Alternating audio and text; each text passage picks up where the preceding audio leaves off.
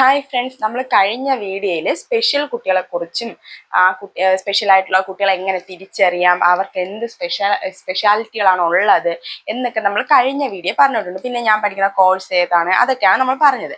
അപ്പോൾ അതിൻ്റെ ഒരു തുടർച്ചയായിട്ടാണ് നമ്മൾ ഇന്ന് ഈ വീഡിയോ ഇടുന്നത്. അപ്പം ഇന്നത്തെ വീഡിയോ പറയണതെന്ന് വെച്ചാൽ ഇപ്പം നമ്മൾ വീട്ടിൽ മനസ്സിലാക്കുമല്ലോ, ഇവരിൽ എന്തോ പ്രശ്നമുണ്ട്, എന്തോ നോർമൽ കുട്ടികൾ സാധാ കുട്ടികളെക്കാളും ഇവർക്ക് എന്തൊക്കെയോ സ്പെഷ്യൽ ഉണ്ട് എന്ന് നമുക്ക് മനസ്സിലാവുമല്ലോ പാരൻസിന്. അപ്പം മനസ്സിലാവുമ്പോൾ നമ്മൾ എങ്ങനെ ഇത് അടുത്ത സ്റ്റെപ്പിലോട്ട് കടക്കണം എന്നതിനെ കുറിച്ചാണ് ഞാൻ ഇന്ന് പറഞ്ഞു തരുന്നത്. അപ്പോഴേ നമ്മളുടെ കുഞ്ഞുങ്ങളിൽ നമ്മൾ എന്തെങ്കിലും സ്പെഷ്യലായിട്ട് എന്തെങ്കിലും നോർമലായിട്ടുള്ള സ്പെഷ്യലോ അല്ലെങ്കിൽ ഡിലേകളോ എന്തെങ്കിലും വ്യത്യാസങ്ങളോ കാണുമല്ലോ. കണ്ടു തുടങ്ങുമ്പോൾ നമ്മൾ എന്ത് ചെയ്യണമെന്ന് വെച്ചാൽ നമ്മൾ ആദ്യം ഇവരെ ഒരു പീഡിയാട്രീഷ്യനെ കാണിച്ചിട്ട് നമ്മൾ കുഞ്ഞിന്റെ പ്രശ്നം എന്താണെന്ന് കറക്റ്റായിട്ട് അവരെ അറിയിക്കുമ്പം അവരെന്ത് ചെയ്യുമെന്ന് വെച്ചാൽ അവർ കുഞ്ഞിനെ ഒരു സ്പെഷ്യൽ ടീച്ചർ, അങ്ങനെ കുറച്ച് ആൾക്കാരുണ്ട് ഇത് ഐഡന്റിഫൈ ചെയ്യാനായിട്ട്.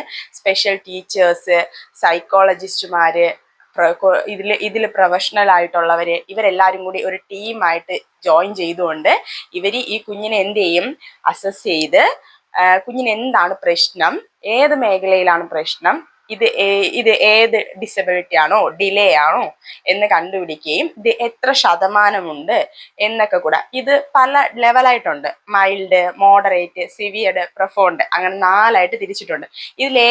ഇതിലാണ് കുഞ്ഞ് വരുന്നത് എന്നെല്ലാം ഈ മൾട്ടി ഡിസിപ്ലിനറി ടീം എന്നാണ് ഇവരെ പറയണത്. ഇവരെല്ലാവരും കൂടി പങ്കാളിത്തത്തോടുള്ള പ്രവർത്തനത്തിലൂടെ കണ്ടെത്തുന്നതിലൂടെ നമ്മുടെ ഡോക്ടർ അല്ലെങ്കിൽ ഒരു സൈക്കോളജിസ്റ്റോ അല്ലെങ്കിൽ സൈക്കോളജിസ്റ്റ് ആരെങ്കിലും ഇവർ നമുക്ക് കറക്റ്റ് ആയിട്ടുള്ള ഇൻഫർമേഷൻ തരും. കുഞ്ഞിന് എന്താണ് പ്രശ്നമെന്നും ഇതിനെന്താണ് ട്രീറ്റ്മെന്റ്. ചില കുഞ്ഞുങ്ങൾക്കുള്ളത് ഡെവലപ്മെന്റൽ ഡിലേയോ അങ്ങനെ എന്തെങ്കിലും ആയിരിക്കും. അതാണെങ്കിൽ തെറാപ്പികളിലൂടെ, സ്പീച്ച് തെറാപ്പി, ഒക്യുപ്പേഷണൽ തെറാപ്പി, അങ്ങനെയുള്ള തെറാപ്പികളിലൂടെ നമുക്ക് മാറ്റാൻ പറ്റും. അല്ല, ഡിസബിലിറ്റിയുടെ എന്തെങ്കിലും ലക്ഷണങ്ങളാണെങ്കിൽ അവർ പറയും കുഞ്ഞിനെ നോർമൽ സ്കൂളിലാക്കുന്നതിനേക്കാളും കുഞ്ഞിനെ ഒരു സ്പെഷ്യൽ സ്കൂളിലോട്ടാക്കാൻ നമ്മളോട് പറയും. അപ്പൊ അവരുടെ നിർദ്ദേശത്തിനനുസരിച്ച് കുഞ്ഞിന് തെറാപ്പി കൊടുക്കണമെങ്കിൽ തെറാപ്പി, എന്തൊക്കെ ആവശ്യങ്ങൾ കുഞ്ഞിന് വേണ്ടി വരും അതിനെല്ലാം ഉള്ള ആവശ്യങ്ങളെല്ലാം നമ്മൾ ചെയ്തു കൊടുക്കണം. ഇവരെ ഒരു സ്പെഷ്യൽ സ്കൂളിലാക്കിയാണ് ചെയ്യേണ്ടത്.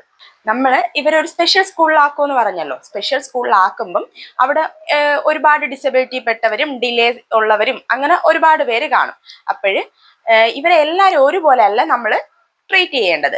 ഓരോരുത്തരെയും വ്യത്യസ്തരാണ്. ഓരോ ഡിസബിലിറ്റി, ഇപ്പോൾ ഓട്ടിസം, ID, SLD കുട്ടികൾ കൂടുതലും സ്പെഷ്യൽ സ്കൂളിൽ കാണാറില്ല.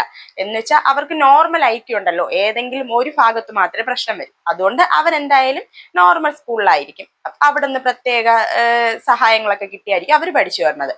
അപ്പോഴും ഈ സ്പെഷ്യൽ സ്കൂളിൽ കൂടുതൽ കാണപ്പെടുന്നത് CP, cerebral Plassey, ID, autism, ഇങ്ങനത്തെ ഡിസബിലിറ്റി ഉള്ള കുഞ്ഞുങ്ങളെയാണ് കൂടുതലായിട്ട് കാണപ്പെടുന്നത്. അപ്പം ഇവരെ എല്ലാവരെയും ഒരുപോലെ നമുക്ക് കണ്ടുകൊണ്ട് അവരിൽ പ്രവർത്തിക്കാവൂല. അപ്പോൾ ഓട്ടിസം ഉള്ളവർക്ക് അവരുടേതായ ചില പ്രത്യേകതകളാണ്. അവർക്ക് നമ്മൾ എടുത്തു കൊടുക്കേണ്ട ക്ലാസ് വേറൊരു രീതിയിലായിരിക്കും, ID കുട്ടികൾക്ക് വേറെ രീതിയിലായിരിക്കും, അങ്ങനെയായിരിക്കും. അതിൽ തന്നെ ഈ ഓട്ടിസം ഉള്ള കുഞ്ഞുങ്ങൾക്ക് എല്ലാവരും ഒരുപോലെ അല്ല.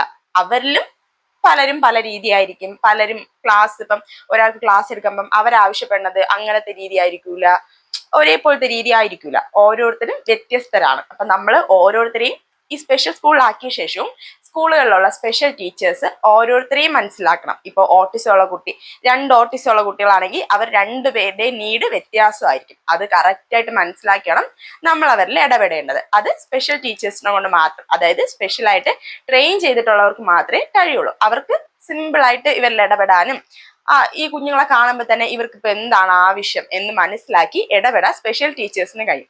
അതുകൊണ്ട് ഇങ്ങനെയുള്ള കുഞ്ഞുങ്ങളെ കൂടുതലും സ്പെഷ്യൽ സ്കൂളുകളിലാക്കുന്നതായിരിക്കും നല്ലത്.